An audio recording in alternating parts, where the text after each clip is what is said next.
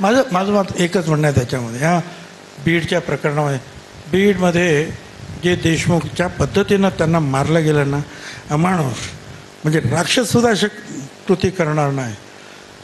किंवा पुढे आणखीन जे आहे, एक दलित समाजाला पोलिसांनी मारलं, काय नाव त्याचं, सूर्यवंशी, सोमनाथ. ही दोन्ही जे आहे ती माणसं होती. तो मराठा होता का दलित होता, त्यापेक्षा ते माणसं होते रे. त्यांना कशा पद्धतीत तुम्ही मारलं. सगळ्याच घटकांनी त्याचा निषेध करायला पाहिजे आणि लढायला पाहिजे. त्याच्यामध्ये जो आहे तो ह्या समाजाचा आहे म्हणून फक्त हे करा आणि त्या दुसऱ्या समाजाला विरोध करा, हे मला काही पटत नाही.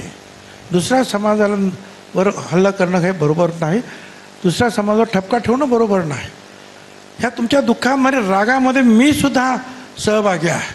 फासावर नाही, त्यांना अशा हालहाल करूनच मारले पाहिजेत.